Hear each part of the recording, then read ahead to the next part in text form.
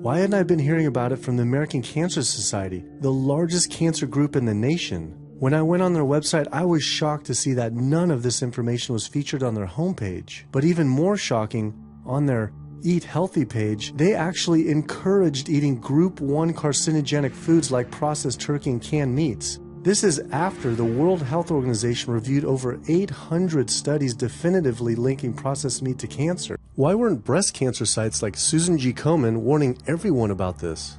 For calling Susan G. Komen, this is Jocelyn. How may I help you? So we're wondering why you don't have a huge warning about the dangers of consuming dairy on your website when there's a direct link to breast cancer. There was a study published in the Journal of the National Cancer Institute that found out women consuming dairy who has had breast cancer increases their risk of dying of breast cancer 49%. I was wondering why it's not on your website. Susan G. Komen's Pink Ribbon campaign had done a lot to raise awareness for breast cancer. Although it was confusing to see pink ribbons on dairy yogurt containers. Breast cancer can be prevented with a healthy diet and lifestyle, but we're not. We're talking about pink ribbons and putting all the money into research for the cure. I, for one, know that I would want my daughter, my mother, me, I want to focus on not getting to that point, and that's where I would like to see more energy and effort put. But the American Cancer Society encourages people to switch from red and processed meat to chicken.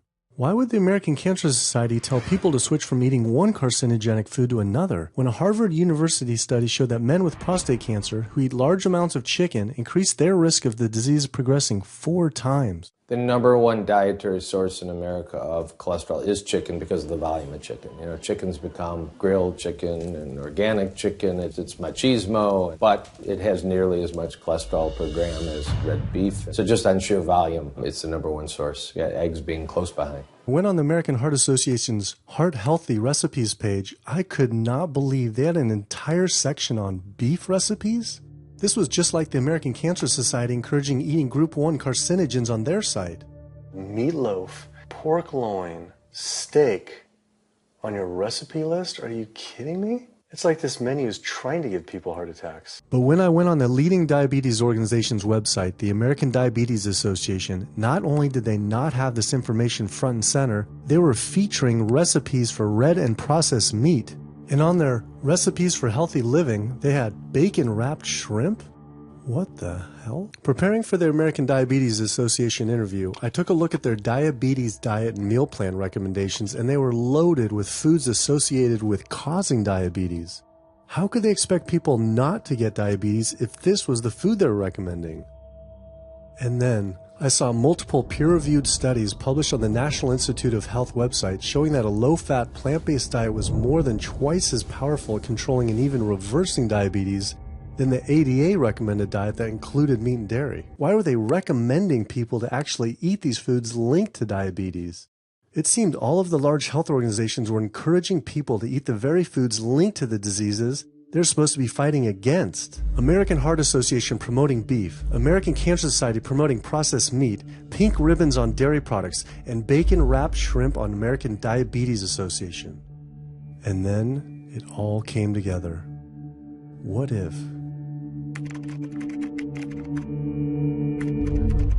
And there it was. The American Diabetes Association was taking money from Dannon, one of the world's largest dairy yogurt producers, Kraft Foods, makers of Velveeta processed cheese, Oscar Mayer processed meats, Lunchables processed kids meals, and Bumblebee Foods, makers of processed canned meats.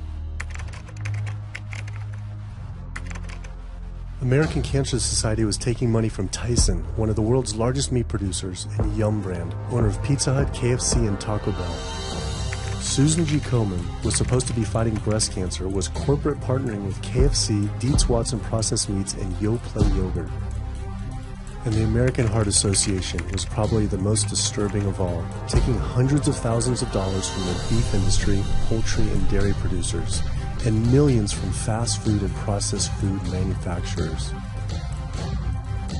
Every single one of these organizations was taking money from meat and dairy companies that are associated with the causes of these diseases. This would be like the American Lung Association taking money from the tobacco industry. In the U.S., treating chronic disease such as heart disease, cancer, and diabetes is a $1.5 trillion industry. That's the GDP equivalent of the 10th richest country in the world. I went back and dug deeper into the health organization's funding, and there it was again. These organizations were accepting millions of dollars from pharmaceutical companies that are making billions of dollars from the very same diseases these health groups are supposedly trying to end. It seemed like a major conflict of interest, unless ending these diseases isn't really the goal. The pharmaceutical industry spends more money on lobbying than any other single industry. Just like animal agriculture, they are so powerful they write their own laws that have had activists in prison to silence them. Government's in bed with anyone that gives them the most money, which is the pharmaceutical industry, which is the animal ag industries. Like, they are pumping the government full of money and resources, and in return the government's giving them what they want: subsidies, imprisoning activists that go against them. And I think it's quite telling that these industries are working so hard and spending so much money to criminalize people for simply taking a picture, for simply recording what's going on inside of these facilities and making it known to the public. They're behind walls. They're underground. They're in these secret facilities that no one knows about. But if they did, they would be shocked and outraged. And I think people would not want to think that their pharmaceuticals, that their food are coming from these places. And that's why I think the ag laws are what they are, is because they are trying to silence people into not speaking out and not showing the truth. What's really sad is that we cannot trust information from these leading health organizations like the American Heart Association, the American Diabetes Association, because they are taking money from the very industries who are causing the problems that they're supposed to be helping to prevent. So that makes the truth something that you are not going to be hearing, as far as nutrition goes, from these organizations. Well, that would be the end of their funding, that would be the end of their jobs, that would be lawsuits, they would bring the entire catastrophe down upon their heads, and they would essentially disappear as organizations. Every 5 years, the U.S. Department of Agriculture creates dietary guidelines for Americans. The committee who writes these guidelines has been made up of individuals who have received money from McDonald's, the National Dairy Council, the American Meat Institute, the National Dairy Board, the National Livestock and Meat Board, the American Egg Board, Dannon, candy and sugar companies, Coca-Cola, and Anheuser, just to name a few, which means we are getting our dietary recommendations from the very industries that are killing us. And when the USDA, makes a pyramid or a power plate every 5 years for the American public, they're going to guarantee that on that plate are going to be foods which, when consumed, will result in millions of Americans perishing. The USDA, which is supposed to be protecting us, has two missions. It's supposed to protect us, and it's supposed to protect the producer. And guess what? When those two come head to head, they usually choose the producer. I was sick of not getting answers. So I went to the headquarters of these organizations myself. We have to speak to someone in person. There's millions of people dying from the foods that they're recommending people to eat. I wanted to find out why Susan G. Komen had accepted $35 million from Yoplait when their products can increase a woman's chance of dying from breast cancer 49%. And ask American Cancer Society if taking money from KFC and Tyson was the reason they promote eating meat. But every one of these organizations declined to be interviewed. American Diabetes Association actually finally got back, and they agreed to an interview. Well, the mission of the American Diabetes Association is to identify a prevention and a cure for diabetes, but in the meantime, to improve the lives of all people who are affected by diabetes. And what's the best way to prevent this? For type 2 diabetes, it's unclear. We can't prevent type 2 diabetes in everybody. When we're doing the research, we came across a lot of studies that said that you actually could potentially cure or reverse diabetes with a purely plant-based diet. I don't believe there's sufficient evidence to demonstrate that. How does it compare to the ADA diet that you recommend? We don't recommend a specific diet. We recommend healthy eating. The one that's on the website. We recommend healthy eating. Do you have a whole list of exact day-to-day, the whole meal plan? All they are selections of foods to consider. We do not have a diabetes diet. But with that selections that you consider, that plan compared to a plant-based plan? No one's done that study. We found actually some studies, that a 74-week study found that low-fat vegan diet versus the ADA plan in type 2 I diabetes. think we're done here. I'm not going to get into an argument about. Oh no, I was just wondering the studies of if this is true or if it shows that. Or Any diet works. Any diet works if people follow it. But if it's a diet that's not the proper diet, like if anyone follows a diet that they eat I can't tell you what a proper diet is. I can tell you what an improper diet is. So then we can talk about the good diets. I'm not sure why. I'm not going to get into that. Into diet? No. Why not? If that's where you want to go with this, I'm sorry, I'm not the person that you should be talking to. And why is that though? If that's what you want to get into, I'm not the person you need to be talking to. Who do we talk to about diet? You can talk to anybody you want. But that's interesting though. Why not recommend a diet? Because the data don't exist to support it. But if we see data that we looked up that supports it with, like, you know, the NIH, in Europe, the European Association of Studies. We're done. I'm sorry. I'm not going to get into that argument with you. No, it's not an argument. I'm not going to get into the argument. Why is it an argument? It's just talking about in European study of diabetes and other places that have studies. Why? There are lots of studies. Why is it even an argument? There are lots of studies in the literature, many of which have never been replicated or, frankly, are wrong. That's why we do peer review, okay? The European Association of Study of Diabetes has been peer reviewed? Or I don't know what study you're referring to, and in the absence of being able to see that study, I'm not going to comment. I could show it to you. I'm sorry, I don't have the time for that. I just don't understand why it's an argument, though. Okay. World Health Organization this morning has classified processed meat such as bacon and sausage as carcinogenic, directly involved in causing cancer in humans. Processed meat is clearly linked to an increase in cancer. Hot dogs or bacon could be just as dangerous as smoking cigarettes. The World Health Organization had looked at over 800 studies from 10 different countries, finding a direct link to consuming processed meat and cancer. Just one serving of deli meats daily increases your risks of colorectal cancer by 18%. I had no idea that what we ate affected cancer rates, but I never felt like I had eaten a lot of processed meats until I realized that processed meat includes hot dogs, bacon, sausage, salami, ham, pepperoni, cold cuts, and deli slices, basically everything I grew up eating. The World Health Organization classifies processed meat as a Group 1 carcinogen, the same group as cigarettes, asbestos, and plutonium, and classifies red meat as a Group 2 carcinogen. Was this like I had essentially been smoking my entire childhood? If processed meats are labeled the same as cigarettes, how is it even legal for kids to be eating this way?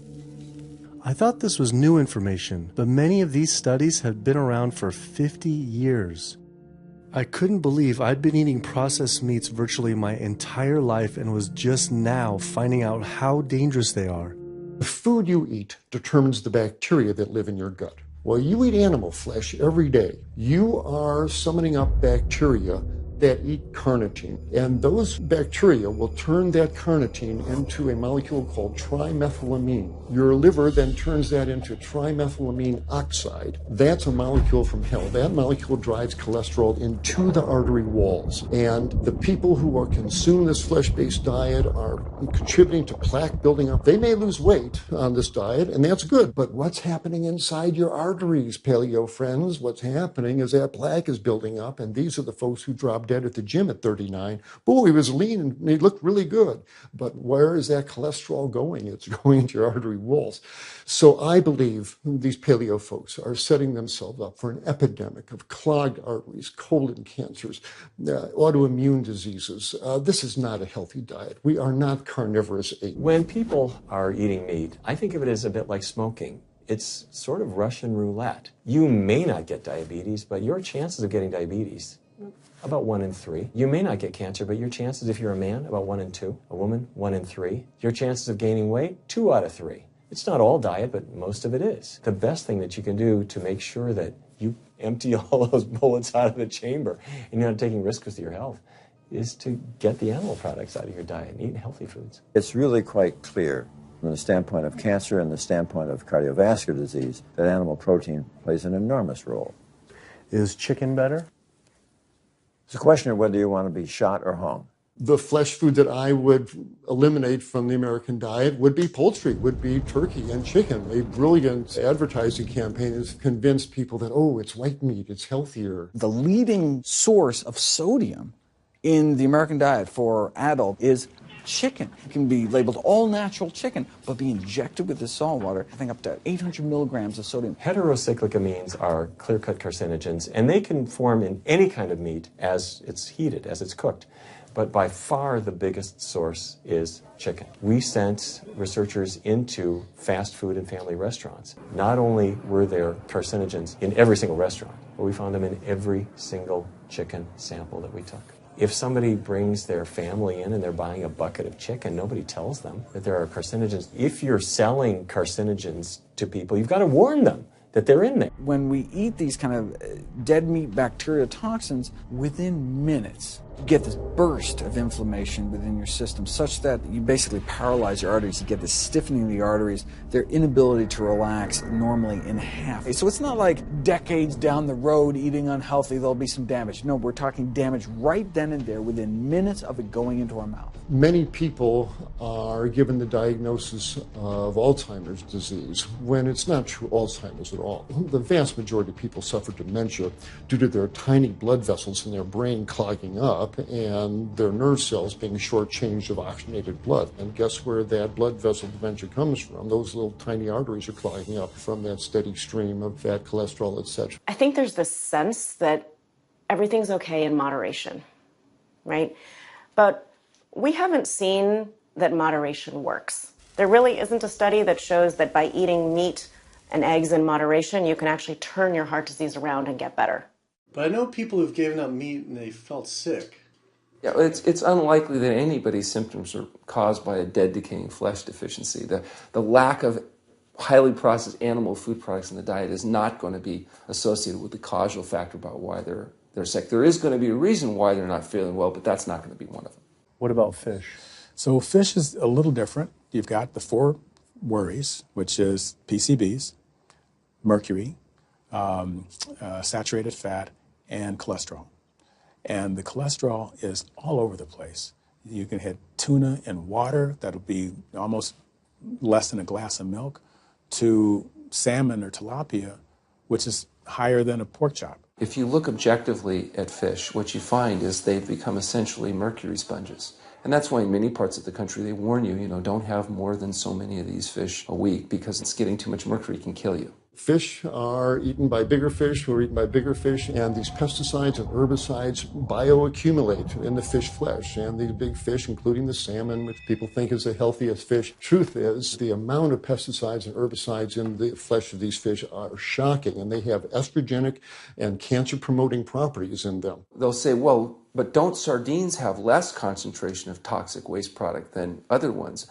Something being less toxic doesn't make it healthy. It just makes it less toxic. Farmed fish is by no means healthier. All the antibiotics that these animals have to be fed, similar to chickens and turkeys kept in confinement. These fish get infections. They get fungal infections. They get bacterial infections. You've got to feed them antifungals, antibiotics, and these substances accumulate in the fish flesh as well. Eating organic beef, poultry, pork, or fish will not help you avoid contaminants like mercury, like dioxins, like strontium-90, because they fall out over all sorts of farm fields and water bodies, and they don't skip over the organic fields.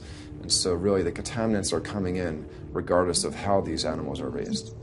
I had always been concerned about the possible health impacts of GMOs, but then found out that most of the world's GMO crops are actually consumed by livestock, with dairy cows consuming the most per animal. This fact, with everything I'd learned about bioaccumulation, made dairy terrifying, especially considering how much cheese I ate in my life. Cheese is an amazing product when you think about it. It's probably one of the single best foods at compromising health that you're going to actually feed to people. Think about it. You've got an animal product, so you've got all the issues of biological concentration. You have a highly processed food product. And not only does it have naturally a lot of saturated fat, but you put a lot of salt into it. There's a strong link between dairy foods and autoimmune diseases. And so that can show itself up as excessive production of mucus and exacerbation of asthma in kids who are prone to that, and even adults. And also there's an association between dairy foods and multiple sclerosis and type 1 diabetes, which is an autoimmune disease, and other rheumatologic problems. Cow's milk is baby calf growth fluid. That's what the stuff is. There's absolutely no child or human on earth who actually needs the milk of a cow any more than they need the milk of a giraffe or a mouse. Yeah, milk is a risky food for human consumption. As a pediatrician, I see on a daily basis children suffering from conditions that are linked or associated to dairy consumption, such as eczema, acne, constipation, acid reflux, iron deficiency, anemia. Cow's milk protein is the most allergenic food. People say, well, no, I want hormone-free, not injected with bovine growth hormone. But milk is this hormonal fluid, so it's just packed with sex hormones and natural sex steroid hormones like estrogen, progesterone. In fact, doesn't matter if it's conventional milk, doesn't matter if it's organic milk. Milk without hormones, it's an oxymoron. Organic dairy has just as much saturated fat and cholesterol and galactose and all the things that you don't want as conventional dairy. Dairy products in general have a lot of other products associated with it, not the least of which is pus.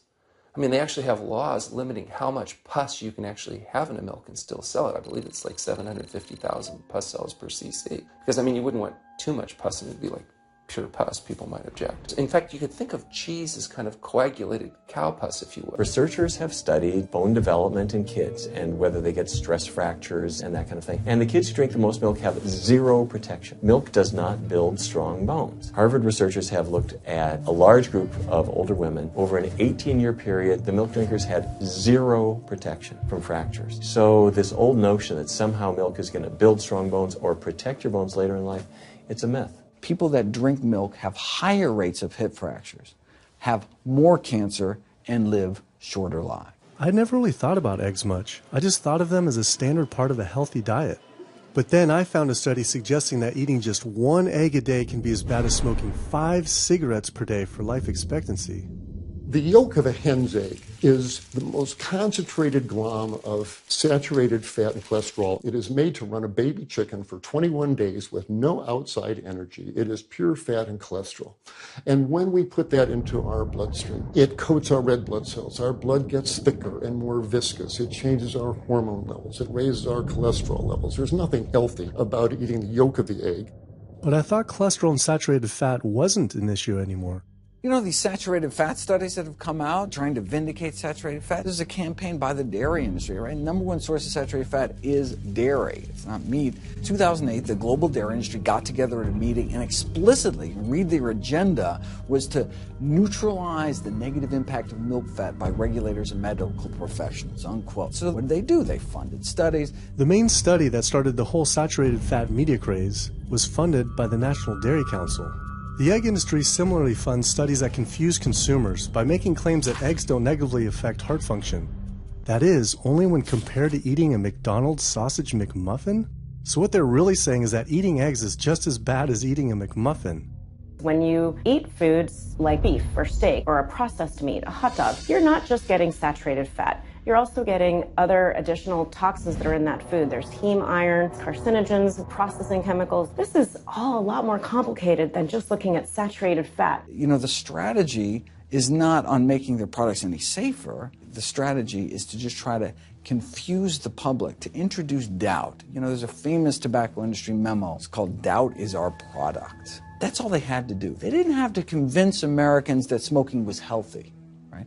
They just had to introduce doubt. Then they would win. If there's just enough controversy, people kind of throw up their hands, I don't know what to eat. Confusion is their game. It turns out that the casein protein, that's the main protein in dairy products, and particularly in cheese, it breaks apart in the human digestion to create what are called casomorphins, casein-derived morphine-like compounds that go to the brain and they attach to the very same receptor that heroin attaches to. Don't get me wrong, they're not as strong as that, but they are strong enough to make you come back again and again and again, despite the fact that you're gaining weight, you're more unhealthy than you've ever been, but that cheese just calls out to people. Casomorphin may play a role in SIDS, in sudden infant death syndrome, may play a role in autism. This is one of the reasons why we don't want infants drinking milk from cows. Human breast milk has 2.7 grams of casein per liter, compared to 26 grams per liter for cow's milk. That's practically 10 times more. No wonder it's so addictive. In internal documents uncovered by Dr. Greger, the USDA admitted that eggs cannot legally be called nutritious, low-fat, part of a balanced diet, low-calorie, healthful, healthy, can't say it's good for you, or even safe. Yet they still promote these products to the American people through federal checkoff programs. If you ask somebody if they've heard of a checkoff program, the odds are they haven't, although daily they are seeing the messaging that these programs produce. So checkoff programs are responsible for the messages that we see on TV, on the internet, on bus billboards and magazines that say things like, milk, it does a body good, or milk life, beef, it's what's for dinner, pork, be inspired, the incredible edible egg. The dairy checkoff program gave $12 million to Domino's to just market cheese-heavy products. And this is the USDA, this is the government. If you've seen those ads for the Pizza Hut pizza, the stuffed crust, or a pound of cheese, those are all government advertising schemes for the industry. How can we put more cheese on beef? How can we put more milk in a coffee? Things like that to just drive consumption of these just unbelievably unhealthful products. So McDonald's, for instance, has 6 people staffed full-time, according to records we've found, whose salaries are paid for by this government program, but funded by the producers who are regulated by it.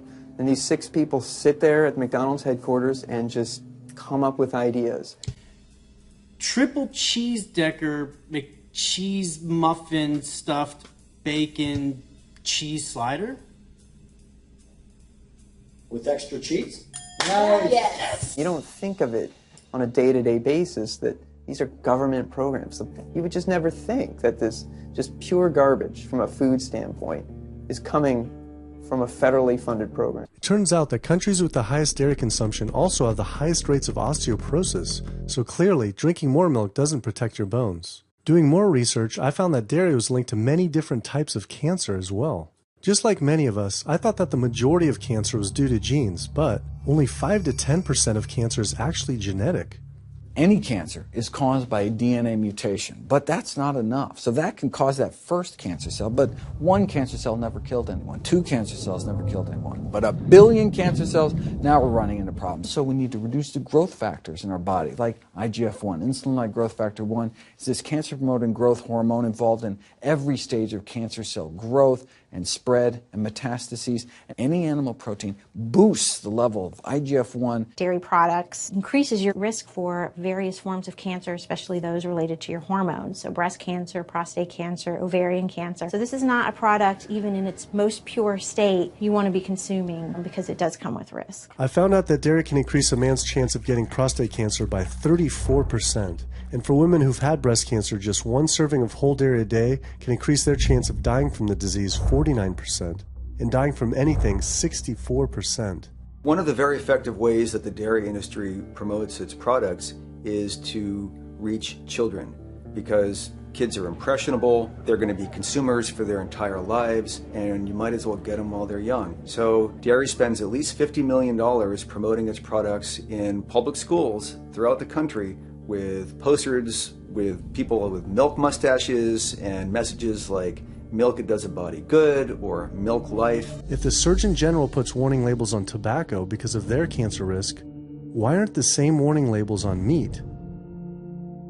Based on the publicly available data, we know they spend at least $557 million promoting their goods through checkoff programs. We know that they spend at least $138 million lobbying Congress. We expect that they spend a good deal more than that in figures that simply aren't publicly disclosed. The industry's lobbying power is so strong that they can create laws and push through legislation that doesn't benefit Americans in any way, such as ag-gag laws that criminalize whistleblowing or photographing abuses by this industry. Activists in the U.S. can be charged as terrorists for disrupting the profits of any business that uses animals under the Animal Enterprise Terrorism Act, to the even more ridiculous ones like cheeseburger laws. A cheeseburger law is a law that says a plaintiff cannot recover against a manufacturer, distributor, or retailer on the theory that the food made the plaintiff obese or caused an obesity-related disease. Cheeseburger laws are a direct response to a problem that the tobacco industry has had. Big Tobacco has paid $400 billion to state Medicaid programs. Cheeseburger law's proponents say, we don't want to see the same kind of thing happen to the meat and dairy industries. The fact that these laws are based on a model template called the Common Sense Consumption Act is actually ironic, because what they're saying is, you, the consumer, should have the common sense to know that our food is bad for you. You know, then there's the whole pharmaceutical aspect of it, and the fact that there's a very strong pharmaceutical industry and lobby that has a huge stake in preserving the status quo. And these chronic diseases, these are the cash cows of the pharmaceutical industry. I'm talking about the pharmaceutical industry effectively controls what doctors are told. Most research isn't put into prevention, it's put into the medication that we might use for that particular disease. You're told that you have to take drugs, and not just for a week or a month or a year. You're told you have to take drugs forever.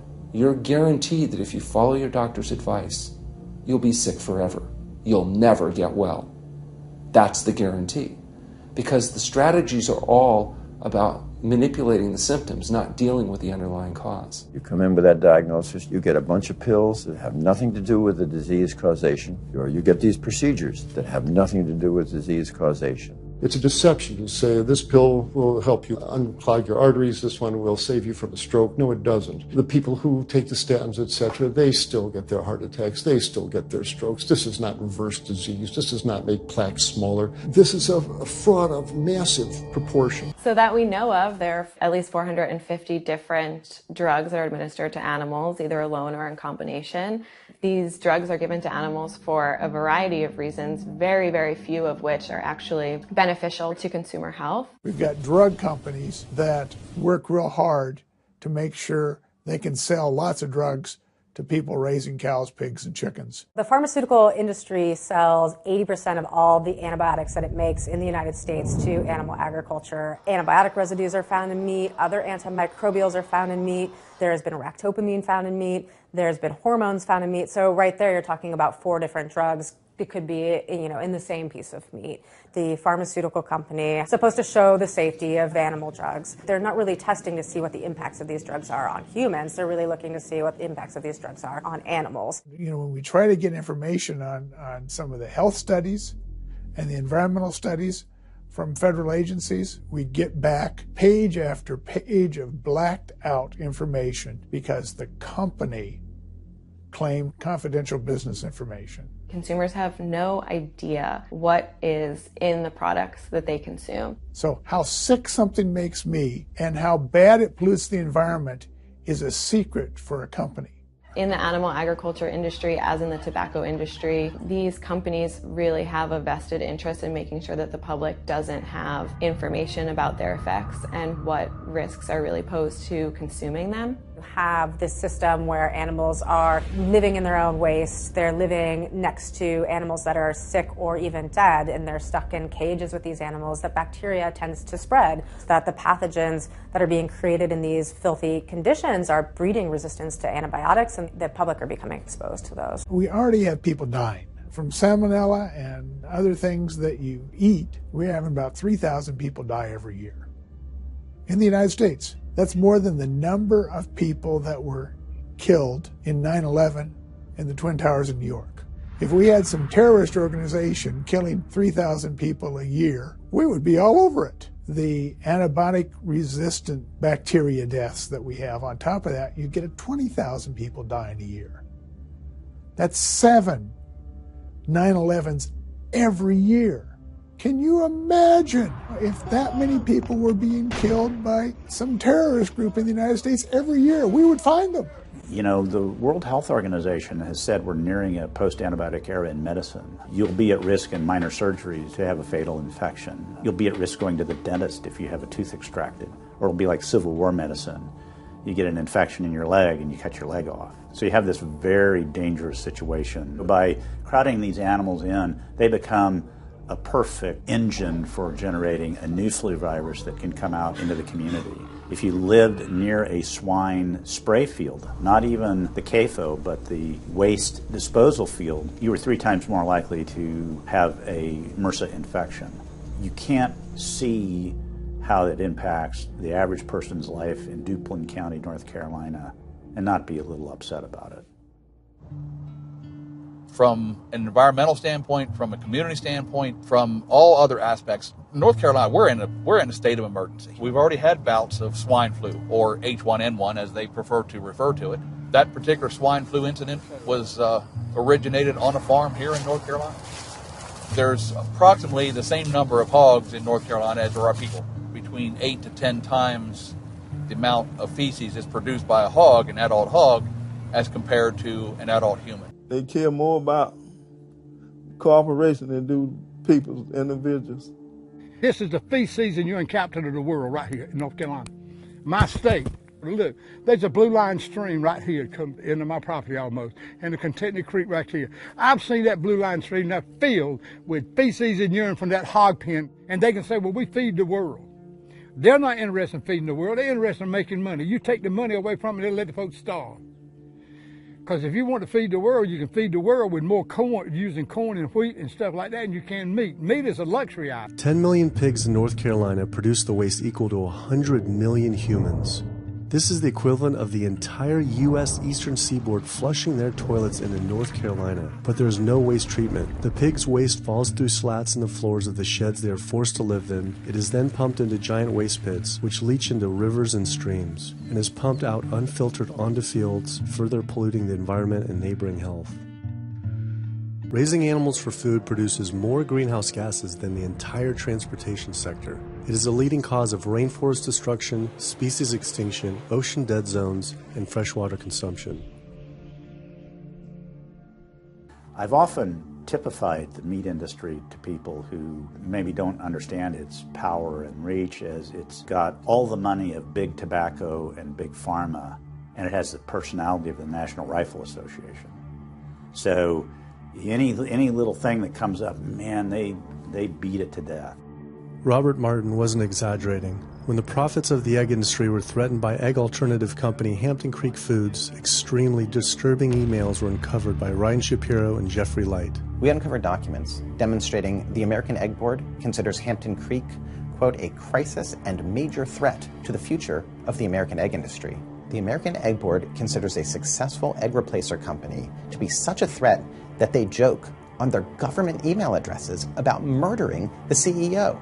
In internal government emails with the heads of the egg industry, they suggest having the CEO of Hampton Creek, Josh Tetrick, murdered, including a menacing email from the executive director of the American Egg Board. I had always thought there was no prevention for type 1 diabetes, but then I did research and came across countless studies referencing the link between exposure to dairy at a young age and type 1 diabetes. I mean, this is a food made for baby cows. Cow milk protein gets into the bloodstream, and the body says, hey, this isn't supposed to be in the bloodstream. It makes antibodies to the cow milk protein, which then attack the pancreas and destroy the pancreas. How is this possible that ADA wouldn't have this forefront on their website? Why wouldn't they be warning all parents about this, even if there were only a slight chance? Harvard researchers looked at 9 prospective studies finding that just one serving of processed meat per day increased risk of developing diabetes by 51%. The link between eating meat and developing diabetes became undeniable. The cause of diabetes is a diet that builds up the amount of fat into the blood. I'm talking about a typical meat-based, animal-based diet. You can look into the muscle cells of the human body and you find that they're building up tiny particles of fat that's causing insulin resistance. What that means is the sugar that is naturally from the foods that you're eating can't get into the cells where it belongs. It builds up in the blood, and that's diabetes. I had never heard that meat was associated with causing diabetes. We had always been told that sugar or obesity caused it. Renowned weight loss bariatric surgeon Dr. Garth Davis, though, agreed. They did a huge study in that EPIC study, 500,000 people. Carbs consumption was inversely related with diabetes. In other words, the more carbs someone ate, the less diabetes they had.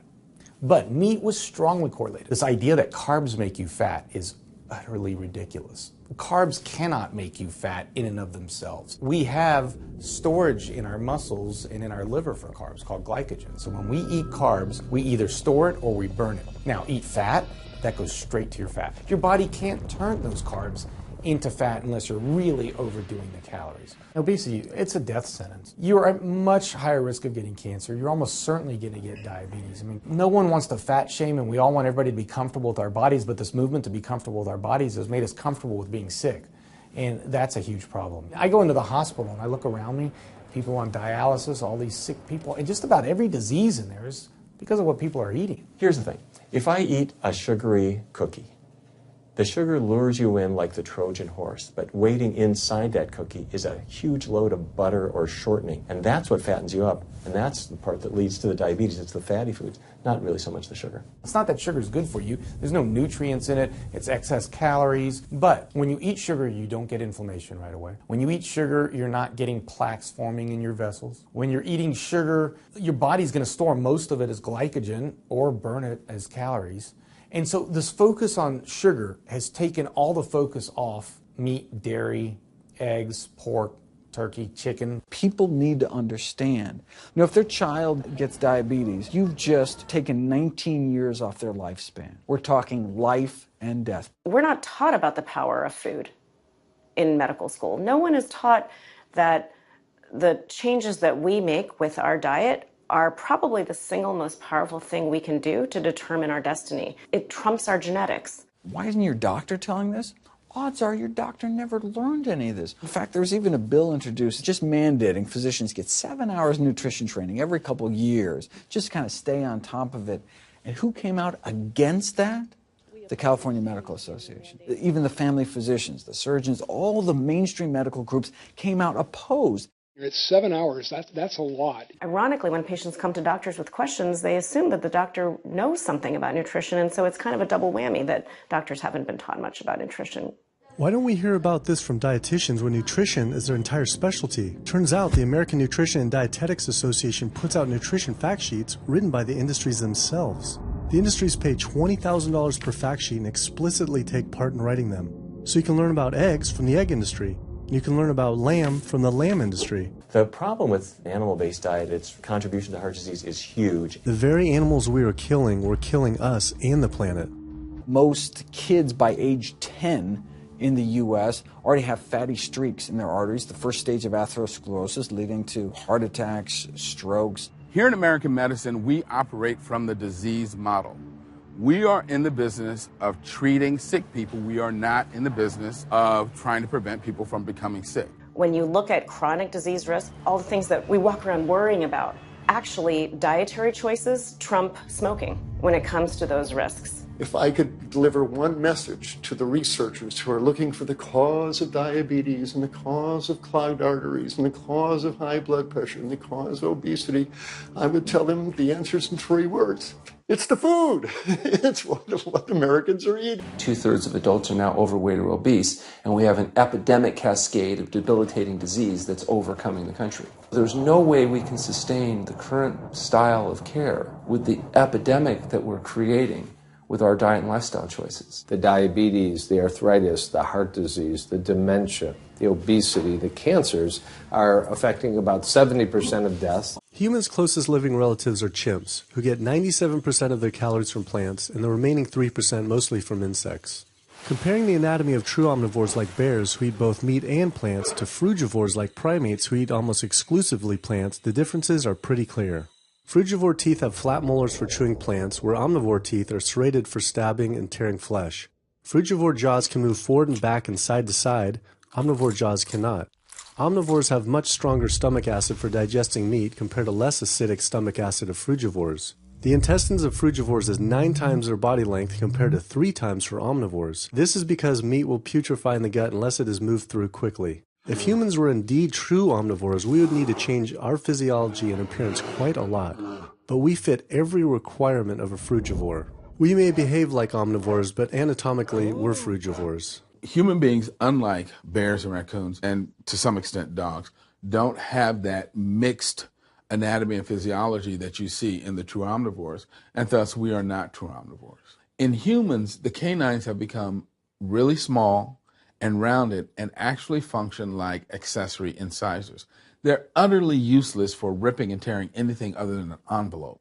So the idea that the mere presence of the canine somehow means that we're supposed to eat meat is silly. Do we have to eat meat to get complete protein? Oh my God. All protein is initially made by plants, all of it. And it is not necessary to eat animal tissue in order to get protein. Only plants have the ability to actually take nitrogen from the air, break those molecules apart, and incorporate that nitrogen into amino acids and then make protein. Any protein you get from an animal is simply recycled plant proteins. The largest, strongest terrestrial animals on the planet are all herbivores. The biggest, strongest animals are all herbivores. When we bring in people and they're on meaty diets and we transition them to a plant-based diet, we always track what they're eating. Their vitamin intake goes up. Their nutrition overall goes up, dramatically better. And these same people might worry in advance, will I get the nutrition that I need on a plant-based diet? The fact is, you're not getting the nutrition you need on a meat-based diet, and you're going to get dramatically better nutrition on a plant-based diet. For an average-sized guy like myself, I need about 56 grams of protein a day. That's optimum. Probably I really need 30 to 40 grams a day. Diets that are really high in these protein create diabetes, create heart disease, create cancer, create the diseases that I'm treating on a daily basis. Gorillas, rhinos, and elephants, they all get their muscles and strength from eating plants. That's what I do. I started working out when I was 47 years old. All the muscles you see, I gained as vegan. I gained 15 pounds of muscles on my body, eating all plant-based vegan foods. All the aches and pains in my body, it just went away. Because I'm not ingesting so many inflaming foods, the acidic foods that animal products are. Before I was vegan, I was only bench pressing 315 like 5 times. Then after going vegan, I was doing 400, 425, 465. And I was like, oh my God, this is amazing. I'm vegan and I'm bench pressing 465 pounds. This is ridiculous. And as soon as I went vegan, tendinitis started disappearing. My strength in my right arm started coming back. High blood pressure was going down. You can't be strong and be dying on the inside. That's not strong. That's weak. That's really weak because you look big and strong on the outside. Yeah, big man. No, but your heart's crying for help on the inside. You're dying. The data is crystal clear that you can stop and reverse heart disease with plant-based diets. Scientifically shown, I've seen it in my own patients. People who adopt low-fat plant-based diets can actually reverse their heart disease, and that literally means watching the plaque start to go away, something they didn't think could happen. My experience with patients is, and those studies show, that when people adopt a fully plant-based diet, their cholesterol levels plummet within a few days. And if you do blood tests in a couple of weeks, you'll see dramatic improvements. Yes, your numbers are going to look great within a week or two. Your cholesterol can come crashing down. In fact, if you're on medications, your doctor may have to pull off your blood pressure medication so your blood pressure don't drop too low because it can work too good. Like that, the side effect is not having to take drugs. In a groundbreaking study published by Dr. Esselstyn following patients suffering from cardiovascular disease, 99.4% were able to avoid major cardiac events by going plant-based. Every aspect of my life has been improved by adopting this lifestyle. I feel better, I perform better athletically, I sleep better, my energy with my kids is better, my focus at work is better, everything is better. My skin cleared up, kept myself trim for 9 years now doing this. All I can tell you is that I felt and I continue to feel better than I ever felt before.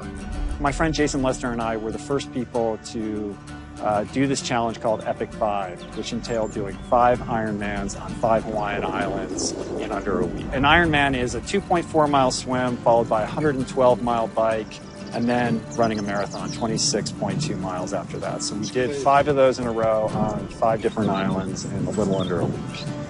You almost die? Yeah. Conditions like high blood pressure, you don't have to take the drugs the rest of your life and be sick forever. What you can do is live in such a way that it gives the body a chance to heal itself. We took 174 consecutive patients with high blood pressure, and 174 people were able to lower their blood pressure enough to eliminate the need for medication. For inflammatory bowel disease like Crohn's, the best remission rates ever achieved through plant-based diet. MS, multiple sclerosis, the best results ever achieved compared to any medical, surgical, any kind of intervention was a plant-based diet. You can see that with every sequential reduction in animal products, people live longer, they have less heart disease, they have less cancer, they have less diabetes. You can actually take human cancer cells, put them in a petri dish, and you can drip the blood of those eating vegan, get about 72% suppression in human prostate cancer cell growth in vitro. They wanted to try this again with women and breast cancer. So they said, let's see what a plant-based diet can do. After just 2 weeks, their bodies cleaned up. You drop their blood on the same carpet of cancer cells. You can clear off the whole plate. This is after just 2 weeks eating healthy, which raises the question, what kind of blood do we want in our bodies? Like so many people, I was looking for excuses not to change my diet, but once I finally did, I felt liberated. Within days, I could feel the blood running through my veins with a new vitality. Within weeks, I felt a transformation throughout my entire body and mind. Not only could I survive on a purely plant-based vegan diet, I could thrive. I felt amazing. I competed in my first marathon in 6 years, training half the amount and beat my personal record by 23 minutes. Less than a month later, I did my first full Ironman. My mission is to let everybody know you do not have to suffer from diabetes and cancer and heart disease because someone in your family had it or because the doctors are telling you this is what's going to happen. You can take charge of your health and have a positive outcome just like I did. The reason I'm so committed to this is, my grandmother had diabetes and I didn't know what I know now about healing the body. And if I did, I feel like she could have lived at least a few years longer. And so it's in her honor that I do what I do. Because I could save someone else's grandmother, aunt, uncle, father from that, So I'm excited about getting the message out there. Nothing tastes as good as healthy feels, basically. And so the choices that we make every single day, day in and day out, around our food has the capacity to bring us true health and optimal wellness, not just individually, but collectively, as a species and for our planet. We're not going to live forever, but while we are alive, we can live well. And for me as a doctor, that's what I want to see.